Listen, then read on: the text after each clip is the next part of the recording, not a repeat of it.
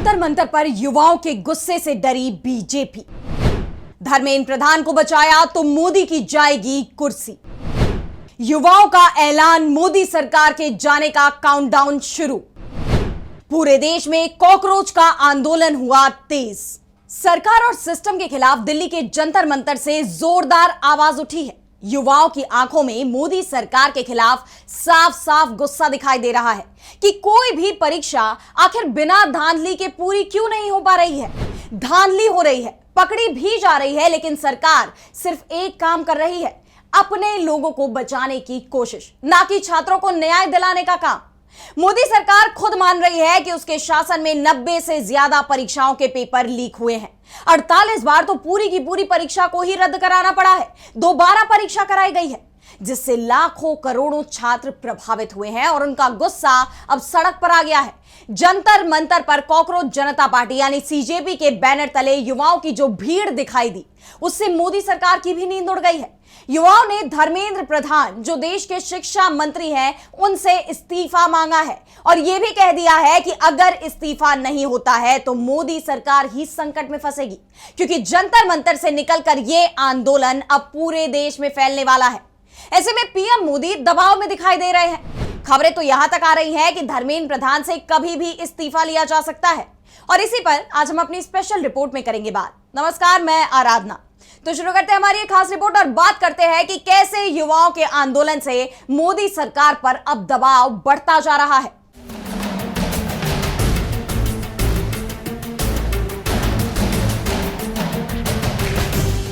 तो कॉकरोच डरते भी नहीं है और वो कभी मरते भी नहीं है। जंतर मंतर पर युवाओं की हुंकार बता रही है कि अब शिक्षा मंत्री को जाना ही होगा, धर्मेंद्र प्रधान को जाना ही होगा। अगर वो परीक्षा नहीं करा सकते तो फिर इस्तीफा दे दे या फिर पीएम मोदी उन्हें बर्खास्त करे। जंतर मंतर पर अलग ही नजारा दिखाई दे रहा था।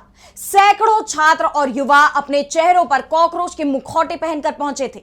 वो सरकार के खिलाफ अपना विरोध दर्ज करा रहे थे। वहीं सुप्रीम कोर्ट की एक टिप्पणी पर भी सवाल उठाते हुए नजर आ रहे थे।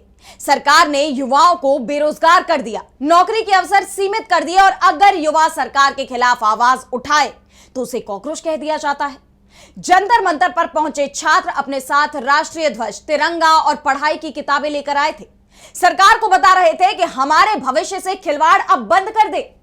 जंतर मंतर से जुटे सैकड़ों छात्रों और युवाओं ने सरकार से डिमांड कर दी है, चेतावनी भी दे दी है कि अगर प्रधानमंत्री ने धर्मेंद्र प्रधान को नहीं हटाया तो यह आंदोलन और तेज किया जाएगा। सीजेपी के संस्थापक अभिजीत दीपके ने तो यहां तक कह दिया है कि आंदोलन अब रुकेगा नहीं। अगले शनिवार को हम फिर जंतर मंतर पर आएंगे और तब तक सरकार के फैसले पर भी नजर रहेगी। इसके साथ ही आंदोलन को फैलाने का प्लान भी तैयार किया जाएगा। दीपके ने केंद्र सरकार पर तीखा हमला करते हुए कहा कि यह सिस्टम की गलती से हुआ है, जो सारे कॉकरोच बाहर आ गए हैं। 10 से 12 साल से सरकार ने हमें हिंदू मुसलमान की राजनीति में फंसा कर रखा है। क्या हिंदू मुसलमान करने से देश में किसी को भी नौकरी मिली? धर्म के नाम पर छात्र अब नहीं बटेंगे। धर्मेंद्र प्रधान, इस्तीफा दो। एक मिनिस्टर की विफलता की वजह से छात्रों को जान गंवानी पड़ रही है। आप हमारी सोशल मीडिया पोस्ट हटा सकते हैं, लेकिन हमें नहीं हटा सकते। ये लड़ाई लंबी है और हम पीछे हटने वाले नहीं हैं। देश का छात्र और युवा नहीं बिका है। मैं इस आंदोलन के लिए अपनी आजादी कुर्बान करने को भी तैयार हूं। जंतर मंतर पर जुटी भीड़ और लोगों में दिख रहे गुस्से के बाद बीजेपी भी अब बैकफुट पर दिख रही है। पीएम मोदी चिंता में दिखाई दे रहे हैं। अब सवाल यह है कि आखिर ये चिंता कितनी बड़ी थी, क्योंकि वो मीडिया चैनलों की तस्वीरों से ही सामने आ रही थी, जबकि टीवी चैनलों और न्यूज एजेंसियों ने पूरे आंदोलन से ब्लैकआउट सा कर दिया था और फिर भी जंतर मंतर पर जबरदस्त भीड़ उमड़ पड़ी। वैसे साजिशों का खेल अभी खत्म नहीं हुआ है। कॉकरोच जनता पार्टी पर एफआईआर दर्ज कराई गई है। आंदोलन में विदेशी फंडिंग के आरोप लगाए गए हैं, लेकिन सवाल यह उठ रहा है कि विदेशी फंडिंग के सबूत कहां हैं? जंतर मंतर पर जो लोग जुटे थे वो भाड़े के लोग नहीं थे, ये लोग खुद आए थे और उनकी आंखों में सरकार के खिलाफ गुस्सा साफ साफ दिखाई दे रहा था। वैसे युवाओं को डराने की कोशिश भी की गई। भारी संख्या में पुलिस बल को तैनात किया गया। जंतर मंतर पर अर्धसैनिक बल की 40 कंपनियां तैनात की गई थी।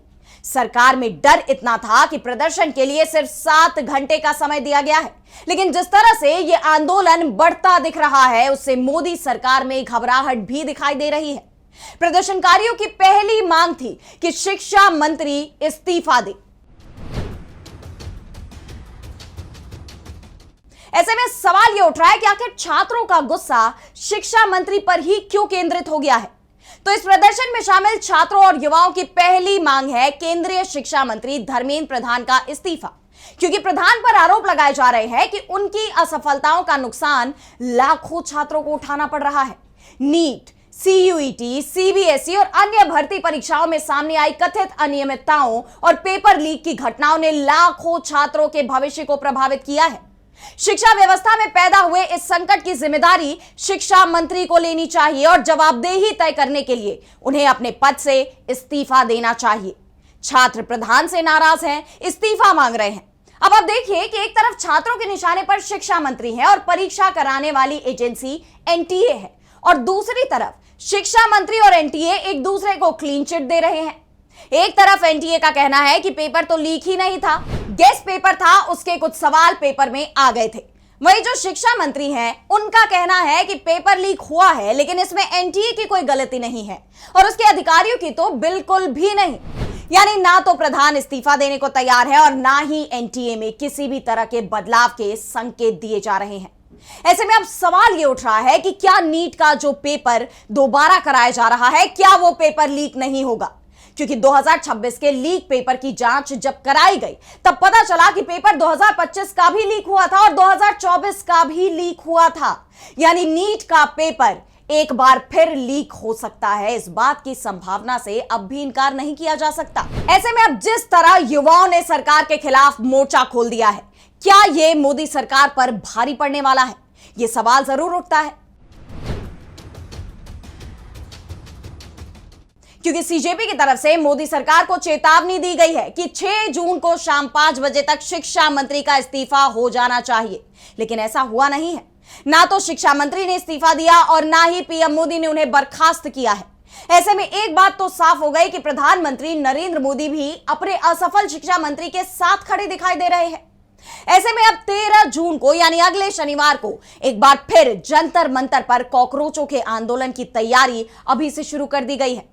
वैसे कॉकरोचों का डर सरकार में इस बार पहले से ही दिख रहा है और यही कारण है कि पहले जंतर मंतर पर सीजेपी को प्रदर्शन की इजाजत नहीं दी जा रही थी, लेकिन जैसे ही जंतर मंतर की तरफ लोगों के बढ़ने की खबरें सामने आई, तुरंत ही सीजेपी को प्रदर्शन की इजाजत मिल जाती है। जंतर मंतर पर एक दिन के आंदोलन ने ही बीजेपी को हिला दिया है। युवाओं ने बता दिया है कि अगर सरकार ठीक से काम नहीं करेगी तो उसे बदल दिया जाएगा। एक दशक पहले जंतर मंतर से ही लोकपाल को लेकर एक आंदोलन खड़ा हुआ था, जिसने यूपीए की सरकार को केंद्र से हटा दिया था, और अब एक बार फिर जंतर मंतर से ही एक और आंदोलन खड़ा होता दिखाई दे रहा है। पहले मुद्दा भ्रष्टाचार था और इस बार भ्रष्टाचार के साथ साथ परीक्षा में धांधली का भी मुद्दा जुड़ गया है। युवा पहले से ही परेशान है क्योंकि सरकार की नीतियों के चलते नौकरी के अवसर सीमित होते जा रहे हैं और रही सही कसर पेपर लीक होने के चलते पूरी कर दी जा रही है। ऐसे में अब युवाओं ने आर पार की जंग शुरू कर दी है। अब देखना यह होगा कि मोदी सरकार इस चुनौती से कैसे निपटती है। तो फिलहाल आज की हमारी स्पेशल रिपोर्ट में बस इतना ही। कैसे लगी आपको रिपोर्ट हमें कमेंट सेक्शन में बताइए, और अगर आपको रिपोर्ट पसंद आई तो वीडियो को लाइक करना ना भूलें और चैनल को सब्सक्राइब कर लें। इसी के साथ मुझे दीजिए इजाजत और देश दुनिया की तमाम बड़ी खबरों के लिए आप देखते रहिए डीबी लाइव। नमस्कार।